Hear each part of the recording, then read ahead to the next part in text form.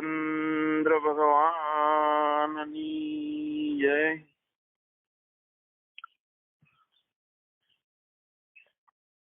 बारुल बेने અત્યારે કીધું કે ગુરુદેવ જય ગુરુદેવ દંડવત પ્રણામ।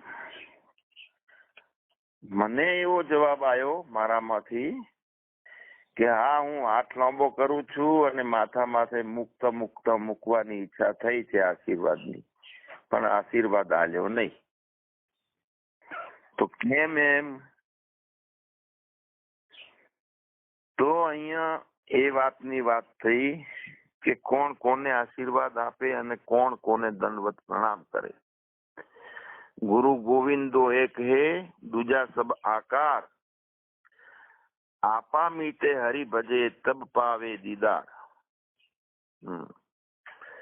નામના કારણે અંતર પડે છે, ક્રિયાઓના કારણે અંતર પડે છે, પણ નામ અને ક્રિયાઓની આગળ જો ભાવ હોય તો આંતરા બધા મટી જાય છે। ગુરુ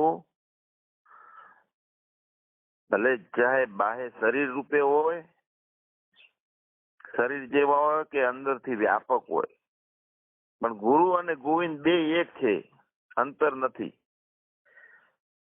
મનથી અહંકારની જે ભાવનાનો ત્યાગ કરી લઈએ તો સરળ બની જઈએ આપણે, સહજ। આત્માનું પોતાનું ધ્યાન થાય એનાથી અને પોતાના ગુરુનું દર્શન અંદર પ્રાપ્ત થઈ જાય આપણને। અને દરેક પ્રાણી માત્રનું કલ્યાણ તેમ જ છે કે પોતે પોતાને જાણી લે। જ્યાં સુધી મનમાં મેલ છે, બેલરૂપી હું અને તું એવી ભાવના જો સંસ્કારમાં રહેલી છે ત્યાં સુધી ઠીક ઠાક દર્શન થાય શકે નહીં। પણ એક તો છે તોય ગુરુદેવને નમસ્કાર કરવા જોઈએ। કેમ કે પોતે સંપૂર્ણ જ્ઞાની હોય, નિત્ય હું બ્રહ્મ છું એ યાદ એ ભૂમિકા પોતાની રહેતી હોય તો કશું કઈ કરવાની જરૂર નથી, શાસ્ત્ર વાંચવાની કે ગુરુની પાસે જવાની કે સમજ મેળવવાની। પણ આભાસમાં જ્ઞાનની તલપ હોય હજુ કે મારે પ્રગટ વધારે થવું છે, પ્રગટ વધારે જ્ઞાન કરવું છે, એટલા માટે ગુરુને નમન કરવા જોઈએ। કેમ કે ગુરુ બિન જ્ઞાન ન ઉપજે, ગુરુ બિન મિલે ન મોક્ષ, ગુરુ બિન લખે ન સત્ય કો, ગુરુ બિન મિટે ન દોષ। ના મટે એ મોટી મૂડી છે। દોષનું નિવારણ કરવું, સત્યને પ્રગટ કરવું અને મોક્ષની પ્રાપ્તિ અને આનંદ આનંદ આનંદ આનંદમાં જીવન જીવવું। અને એ એક આપણી પોતાની મૂડી છે, પોતાના માટે એ બહુ મોટી સંપદા છે। એટલે એ દાન તો ગુરુ જ આપી શકે, આ બધી સંપદ ઐશ્વર્યનું। ગુરુ સમાન કોઈ દાતા નથી, ગુરુ याचक शीर्ष समान। तीन लोक की संपदा शोध गुरु दिन ही दान, ત્રણેય લોકની સંપદા એ ગુરુ આપી દે આપણને। પણ ગુરુને જે કોઈ માણસ જાણે, ગુરુ કો માનસ જાનતે તો નર કહીએ અંધ, તે નર કહીએ અંધ। અને તે અજ્ઞાની માણસ જેને માણસ તરીકે સમજતો હોય ગુરુને, તો તે સંસારમાંથી દુઃખો પાવે છે, કારણ કે એનું અજ્ઞાન નિવારણ નથી થયું અને જમની ફાંસીમાંથી એ છૂટી શકે નહીં, એની વાહે મોત પડેલું છે। તો ત્રણેય લોકની સંપદા, દુઃખ નિવારણ, પોતાનું રોવું કકળવું, સંસાર બહુ દુખી લાગવું, જીવન જીવવાનું કાઠું પડે, એક એક પળ કેવી રીતે કાઢવી, અહીંયા તો જીવવાની કોઈ મજા નથી। આવા ભાવમાં સુખી દુખીમાં કકળતો જીવ, ત્રણેય તાપથી તપેલો, ત્રણ તાપથી તપેલો જીવાત્મા શાંતિની પ્રાપ્તિ ક્યાં કરી શકે? એક એક એક એક એક વાતનું સમાધાન કેળવાય કે હું જીવ છું, હું કુટસ્થ છું, તો જીવ શું છે અને કુટસ્થ શું છે, ઈશ્વર એ શું છે, બ્રહ્મ એ શું છે, એક એક એક એક એક જેમ ખીચડીમાંથી મગ ને ચોખા વેણી વેણી વેણી વેણી નોખા પાડે એ રીતનો વિવેક થઈ જાય સમજીને. કાલે મીનાબેન નો પ્રશ્ન હતો આજે કે જીવ, ઈશ્વર, બ્રહ્મ આ બધું સમજાવો ને વ્યવસ્થિત. તો હવે અહીંયા શાસ્ત્રોએ તો સમજાવવાના ઘણા પ્રયત્નો કર્યા છે, પણ આપણે સમજવાનું અંદરથી સમજણ ઊભી થાય છે. આપણે આપણો પોતાનો અનુભવ છે એના ઉપર જઈ અને શાસ્ત્રના શબ્દો અને પોતાનો અનુભવ બેને સાંકળી અને સત્ય દર્શન કરતા જઈએ. એટલા માટે તો 6 દર્શન છે, સડદર્શન. ત્યારે જ્ઞાન થઈ જાય યથાર્થ. પછી જ્ઞાન, પછી મહાપુરુષોનો આનંદ, જીવન મુક્તિ, મોજ, એ ફક્ત જીવન બચે. અહીંયા એક અવિદ્યા છે, એ સહજ છે. એને અવિદ્યાને પ્રાપ્ત કરવા માટે કોઈ મહેનત, કોઈ પ્રયત્ન, કશું જ કાંઈ કરવું પડતું નથી. એને મૂલા વિદ્યા પણ કીધી છે શાસ્ત્રોમાં. એ મૂલા વિદ્યાના, એ અવિદ્યાના 2 વિભાગ પડી જાય છે. એક આવરણ વિભાગ અને વિક્ષેપ વિભાગ. જો અવિદ્યા, મૂલા વિદ્યા, એમાં 2 વિભાગ પડી જાય છે. એક ઢાંકી નાખે પોતાના સ્વરૂપને, એટલો બધો અધ્યાસ થઈ ગયો કે બીજી માન્યતા ઉભી થઈ ગઈ હોય, સંસ્કાર માટીને ભૂલાઈ જવાતું હોય અને ઘણો જ યાદ રહેતો હોય. આ છે આવરણ વિભાગ. અને ઘડાને ઘડો જાણવો તે વિક્ષેપ. માટી નહીં જાણવીને ઘડો જાણવો તો વિક્ષેપ, પણ માટી ભૂલાઈ જવી તે આવરણ.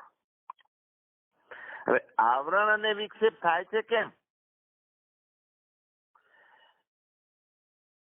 તો ભ્રાંતિ થાય છે જીવને, અન્ય અધ્યાસ થાય છે. એકના ધર્મો બીજામાં આરોપિત થાય છે. ચિદાભાસ રૂપી આ અવિદ્યા યુક્ત જીવ પોતાને કુટસ્થ,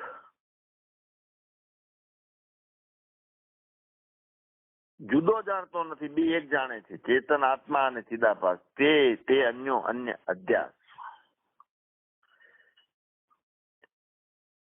ચિદાભાસ વાળો અવિદ્યા યુક્ત બની ગયેલો જીવાત્મા પોતાને ચેતન, પોતાને કુટસ્થ માને છે, જુદો જાણતો નથી. તે અન્ય અધ્યાસ. અગ્નિનો ગોળો, લાલ અગ્નિ, ગોળ ગોળ લોખંડનો ગોળો, 2 એકબીજાના ભેગા થઈ અને એકબીજાને, અગ્નિ પોતાને લોખંડ માને, લોખંડ પોતાને અગ્નિ માને, જુદું પડે નહીં. એ અન્ય અધ્યાસ. અને ચિદાભાસ રૂપ અવિદ્યા યુક્ત જીવને પોતાનાથી, કુટસ્થથી જુદો કરીને જાણવું, એનું નામ વિવેક.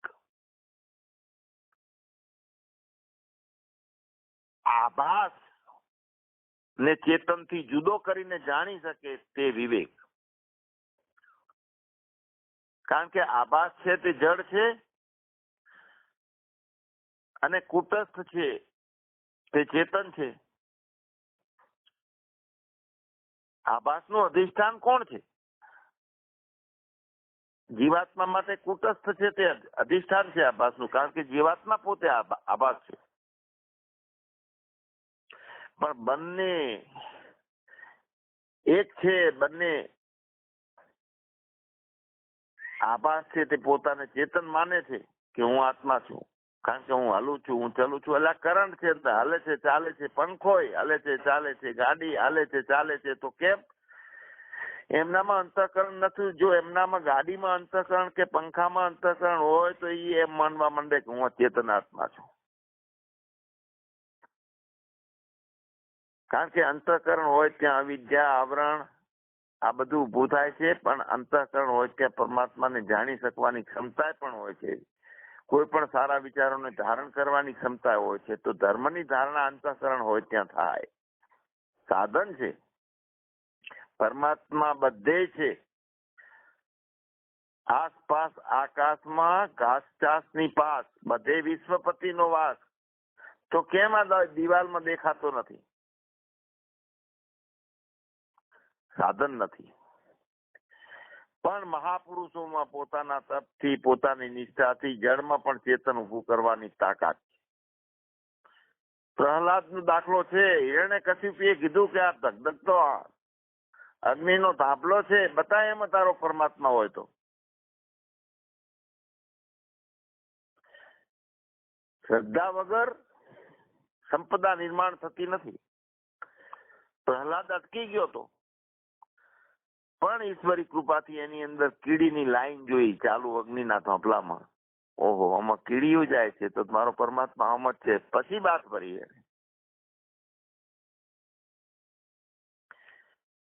છે પરમાત્મા, પણ જાણ્યું અંતઃકરણ વડે. સાધન અંતઃકરણ છે. તો ચિદાભાસ સાથેનો જીવાત્મા પોતાને કુટસ્થ માની બેઠો છે, તો પોતાને કુટસ્થને બંનેને અન્ય અધ્યાસ થઈ ગયો છે. તો બંનેને નોખા કરીને જાણવું, તો બધી ભ્રાંતિઓ હોલસેલમાં મટી જાય. ટોટલી અવિદ્યાઓ દૂર થઈ જાય. કોઈ પણ જાતનો સંશય રહિતતા આવી જાય અને પોતાની નિષ્ઠા વધી જાય. એટલે ચિદાભાસ વડે કુટસ્થ ચેતન છે તે ઢંકાઈ ગયેલા જેવો લાગે છે. અંતઃકરણના કારણે કુટસ્થ ઢંકાઈ ગયેલો લાગે છે. બુદ્ધિ, મન જ્યાં પ્રગટ થાય છે ત્યાં ચેતન ઢંકાઈ જાય છે. આભાસ વડે કુટસ્થ ઢંકાઈ જાય છે. દાગીના વડે સોનું ઢંકાઈ જાય છે. બુદ્ધિ દાગીનાની થઈ ગઈ ને, સંસ્કાર દાગીનાનો થઈ ગયો ને. ઘડા, માટી, સકોરા, ઢેફા, ઈટો, એના કારણે માટી ઢંકાઈ જાય છે. સંસ્કાર એ બની ગયો ને. પણ આભાસથી ચેતન નોખો છે તે સમજાતું નથી.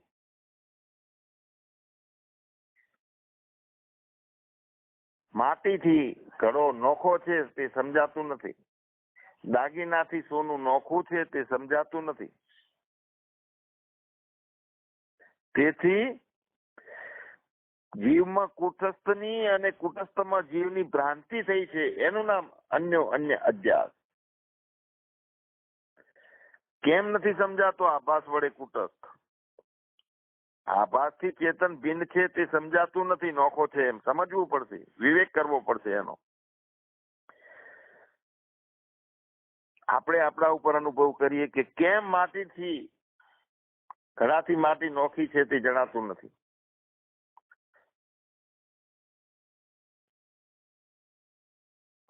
કારણ કે ત્યાં વિક્ષેપ વિભાગ કામ કરે છે. ઘડો દેખાઈ જાય છે, માટી દેખાતી નથી. દાગીનાની પ્રતીતિ છે તે ઘર એના લકીરને છાપ મારી ગઈ છે, સોનું નથી દેખાતું. આભાસથી ચેતન નોખો છે તે સમજવાનું છે. જીવમાં કુટસ્થની અને કુટસ્થમાં જીવની ગાંઠ પડી ગયેલી છે.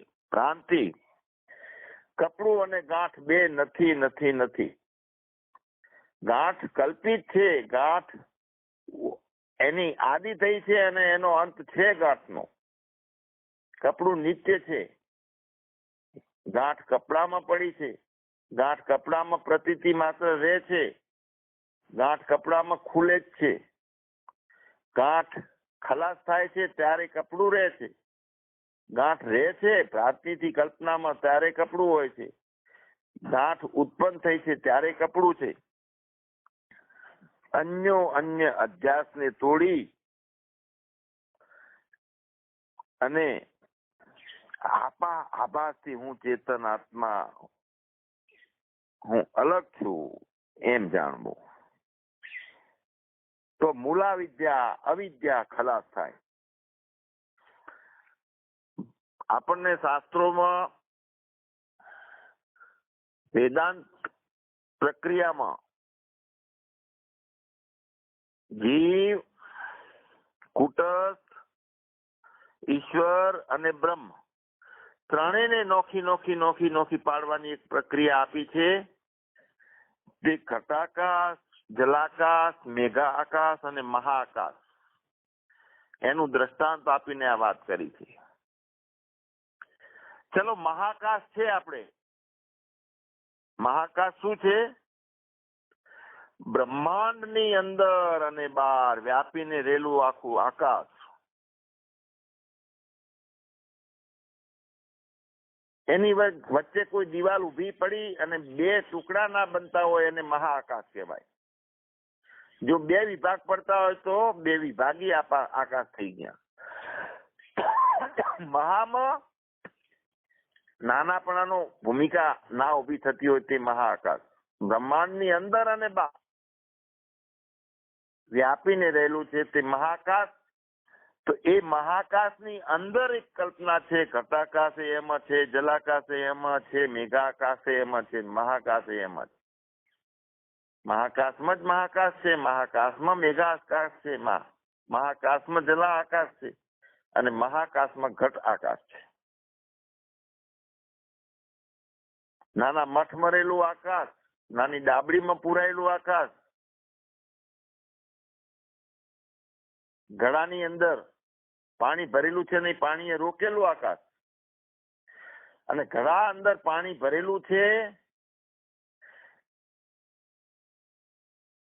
અને એની અંદર આકાશનું પ્રતિબિંબ પડે છે. એની સાથેનું આકાશ તે પણ મહાકાશમાં છે. તો હું મહાકાશ રૂપ ચેતન આત્મા બ્રહ્મ આ બધાએ જીવને, ઈશ્વરને અને કુટુંબને મારામાંથી કલ્પિત કેવી રીતનું છે એને ટુકડા કરીને વિવેક કરીને જાણી લેવું પડે. ઘટાકાશ શું છે? પેલા તો મહાકાશમાં 4 વિભાગ કલ્પ્યા છે. એ આપણને આપણું દર્શન કરીએ વ્યાપકતાથી. આત્મામાં કુટસ્થ, જીવ, ઈશ્વર અને બ્રહ્મ એને સમજવાનું છે. આત્મામાં કુટસ્થ, જીવ, ઈશ્વર અને બ્રહ્મ આ બધું સમજવાનું છે. કુટસ્થ એટલે શું? કૂટાય, તે કુટસ્થ. પણ તે કૂટાય નહીં, એના ઉપર બધું કૂટાય. એક એરણ છે, ઘાટ ઘડવા માટેની લોખંડના, સોનાના દાગીના ઘડવા માટે નીચે એક આધાર હોય છે. એના ઉપર હથોડીથી વચ્ચે સોનું કૂટાય, લોઢું કૂટાય, સ્ટીલ કૂટાય, બધું કૂટાય પણ પોતે સ્થિર રહે. કૂટાય કૂટાય કૂટાય જગત કૂટાય પણ પોતે ક્યાંય કૂટાય નહીં, અસંગી રહે. એનું નામ કૂટસ્થ. કૂટની અંદર કૂટાવામાં બધા જે કૂટાય છે એની અંદર રહેલું ચેતન. એ ઘટાકાશ જેવું છે. કેવી રીતે? તો પાણીથી ભરેલું આકાશ, પાણીથી ભરેલો ઘડો, પાણીથી ભરેલા ઘડાએ રોકેલી આકાશ, પાણીથી ભરેલા ઘડાએ રોકેલું આકાશ તે ઘટ આકાશ.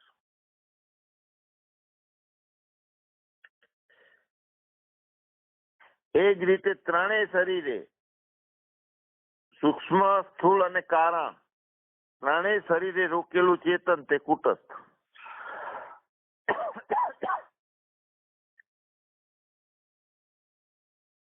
ખ્યાલ આવ્યો? પાણીએ ભરેલું, પાણીના ભરેલા કડાએ રોકેલું આકાશ તે ઘટાકાશ. એ રીતે ત્રણેય શરીરે કાર્ય, સ્થૂળ, સૂક્ષ્મ અને કારણ, ત્રણેય શરીરોએ માન્યતાથી પોતે એમાં રહેલું છે, બાકી હું એનાથી વ્યાપક નથી. આ ત્રણ શરીરો હું છું. તો ત્રણેય શરીરે રોકેલું ચેતન, એનું નામ કુટસ્થ. પાણીથી ભરેલા ઘડાએ રોકેલું આકાશ, એનું નામ ઘટાકાશ.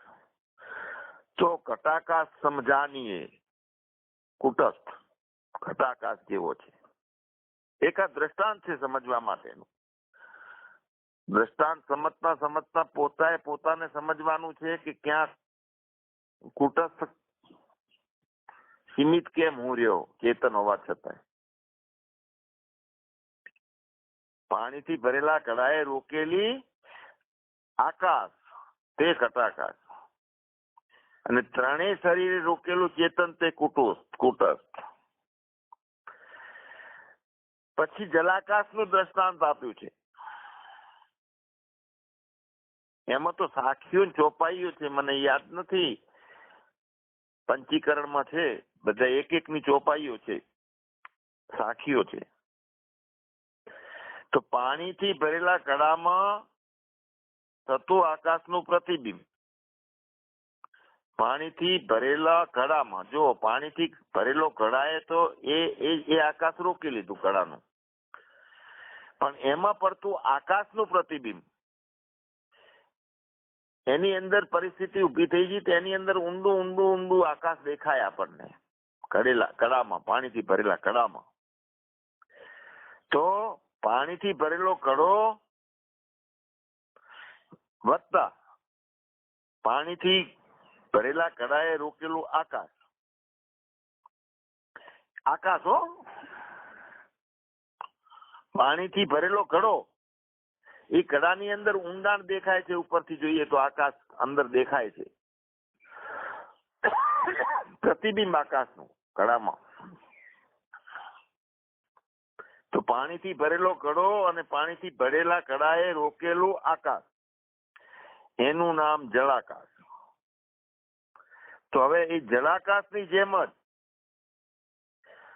અજ્ઞાનના અંશ સાથે બે શરીરો, અજ્ઞાનના અંશ સહિતના બે શરીર, તેને રોકેલું ચેતન અને તેમાં પડેલો ચેતનનો આભાસ, ત્રણેય મળીને જીવ કહેવાય છે. જલાકાશ જામીએ, જીવ છે તે જલાકાશની જેમ જાણવાનો. કુટસ્થ છે એ ચેતન છે ઘટાકાશ ની જેમ, અને જીવ છે ને તે આભાસ છે. કુટસ્થ છે તે આભાસ નથી, જેમાંથી આભાસ થાય છે તે સત્તા છે. કુટસ્થ એટલે આત્મા. ફરીથી લઈએ જલાકાશ. જલાકાશ એટલે પાણીથી ભરેલો ઘડો, એ ઘડામાં પડતું આકાશનું પ્રતિબિંબ. આ સાથે બધું જોવું તે જલાકાશ. જલની અંદર આકાશ, જલની અંદર આકાશ, ઘડાની અંદર આકાશ છે તે ઘટાકાશ, જલની અંદર આકાશ છે તે જલાકાશ. તો પાણીમાં ભરેલો ઘડો અને પાણીથી ભરેલા કડાએ રોકેલું આકાશ, એનું નામ જળાકાશ. ક્લિયર? હવે તેવી જ રીતે જીવ છે. પાણીથી ભરેલો ઘડો એટલે કે અજ્ઞાન, અજ્ઞાન અંશ સાથેનો, એમાં જે શરીરો છે તે ત્રણેય શરીરો એમાં રોકાયેલા છે ને. તો અજ્ઞાનના અંશ સાથેના શરીરો અને એને રોકેલું ચેતન, અને એની અંદર ચેતનમાં પડેલો, એમાં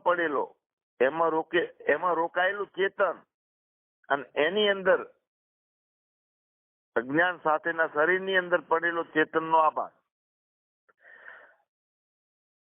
એ ત્રણ મળીને જીવાત્મા કહેવાય છે. જીવાત્મા એટલે આભાસ. આભાસ છે તો કોનો? ચેતનનો. તો જીવાત્મા એટલે ચેતન વત્તા આભાસ, અન્યોન્ય અધ્યાસ થયેલો નવું ચેતન. પોતે ચેતને છે અને પોતે આભાસે છે, બંને એ રીતનો બનતો એકબીજામાં ગુણધર્મો સ્વીકારી લીધા હોય તે જીવ. એટલે જીવ એટલે આભાસ અને ચેતન મિશ્રિત અને અજ્ઞાનનો અંશ. અજ્ઞાનનો અંશ ક્યાં હોય છે? સ્થૂળ શરીરમાં, સૂક્ષ્મ શરીરમાં, કારણ શરીરમાં અજ્ઞાનનો અંશ હોય. અજ્ઞાનનો અંશ વત્તા મૂળ કુટસ્થ ચેતન, વ્યાપક ચેતન વત્તા એની અંદર પડેલો આભાસ, ત્રણેય ભેગું વાગીને ડબલું વાગે છે. સુખી દુખી થાય છે, હું મરી જઈશ, હું દુખી છું, મને કેન્સર થયું, હવે મારે શું કરવું, ક્યાંથી પૈસા લાવું. આ બધું ત્રણેય શરીરના કારણે થાય. એમાં ચેતન અધિષ્ઠાન છે અને એની અંદર આભાસ છે તે કલ્પિત છે. દાગીના કલ્પિત જ છે, સોનામાં વાસણ બધા કલ્પિત છે માટીમાં. તો કલ્પના, આભાસ એટલે કલ્પના. એ જલાકાશ સમજાનીએ જીવ જલાકાશ જેવો છે. હવે ઈશ્વર મેઘાકાશ જેવો છે. તો મેઘાકાશ ક્યાં હોય? વાદળામાં. વાદળામાં પડેલું આકાશનું પ્રતિબિંબ, ઘડામાંથી નહીં, હવે ઘડામાંથી બહાર નીકળ્યા. વાદળામાં પડેલું આકાશનું પ્રતિબિંબ, વાદળાએ રોકેલું આકાશ. જુઓ ઉપર આકાશમાં વાદળાએ રોક્યું છે આકાશ, અને એની અંદર આકાશનું પ્રતિબિંબ છે. તો આ એ મેઘાકાશ છે. એવી જ રીતે માયામાં પડેલું ચેતનનું પ્રતિબિંબ ને માયાએ રોકેલું ચેતન. માયામાં પડેલું ચેતનનું પ્રતિબિંબ ને માયાએ રોકેલું ચેતન એ ઈશ્વર છે. એને માયાની ઉપાધિ લાગેલી છે. એ કર્મફળ દાતા છે, એ ઈશ્વર છે. અને બ્રહ્મ મહાકાશ સમજાની. મહાકાશ તો બ્રહ્માંડની અંદર બહાર વ્યાપીને રહેલું છે આકાશ. એવી રીતે માયાની અંદર બહાર વ્યાપીને રહેલું છે તે બ્રહ્મ છે. અને આ બધા ભેળસેળમાં આપણે એકબીજાને સમજી લઈએ કે હું વ્યાપક છું, મહાઆકાશ જેવો છું, તો ઈશ્વરથી હું ઉપર ઉઠી ગયો, ખ્યાલ આવે. કારણ કે ઈશ્વર તો મહાઆકાશમાં વાદળાનું આકાશ છે. હું જીવ છું જ નહીં. એ તો જળમાં આકાશનું પ્રતિબિંબ હતું, ખબર પડી, પણ હું પોતે આકાશ છું ને. મારે મારા પ્રતિબિંબમાં ક્યાં આસક્ત થવાનું રહ્યું? હું છું તો પછી પ્રતિબિંબમાં શા માટે આસક્ત થવું? એ સત્યાસત્યના ભાવો બધા પ્રતિબિંબમાં કલ્પાય છે. તો હું જલાકાશની જેમ જીવાત્મા નથી, અને હું સીમિત આત્મા પણ નથી, આત્મા પણ નથી, કટાકાશ કુટસ્થની જેમ. તો આ બધી વાતને કાલના મીનાબેનના પ્રશ્નના આધારે આખો વિષય લીધો. જીવ, કુટસ્થ એટલે આત્મા, ઈશ્વર અને બ્રહ્મ, આ ચારેયનો વિવેક પોતાનામાં જાણવાનો છે. સદગુરુ દેવની જય.